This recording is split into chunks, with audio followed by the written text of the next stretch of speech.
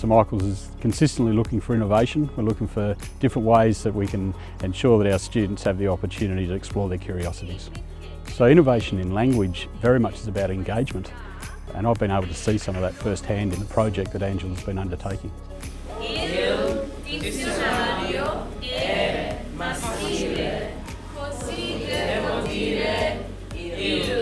I love innovation, and so I don't think I ever do anything quite the same way twice. I'm looking for ways to improve constantly, and one of the things I often hear people say is that languages are too hard. So I was looking for an avenue to make languages more accessible, more engaging, to make them feel more successful in their ability to engage in conversation spontaneously.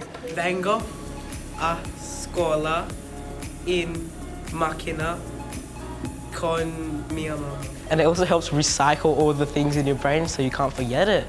But it's also like really fun, and it's much more fun too than just like memorise and repeat what Miss Benedetti says. To try and increase retention rates, because I think if you can make students feel successful, then there's more of an opportunity to engage them in wanting to continue with the study of a language.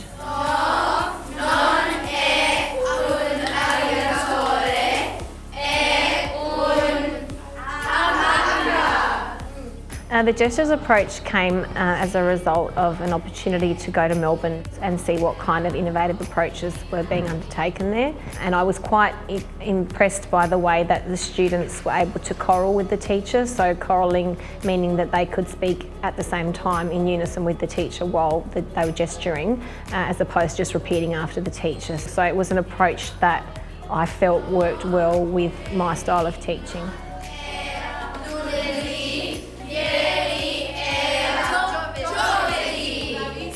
We remember what the gestures were, and we remember the words by using gestures, so it's not always verbally, it's like physically as well.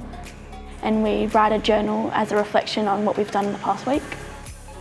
The journals basically gave me evidence of the success of the approach that I was undertaking, that students felt that they were successful, that the gesturing was helping them to recall information. The bottom of each page of the journal had opportunity for the parents to provide feedback for that week.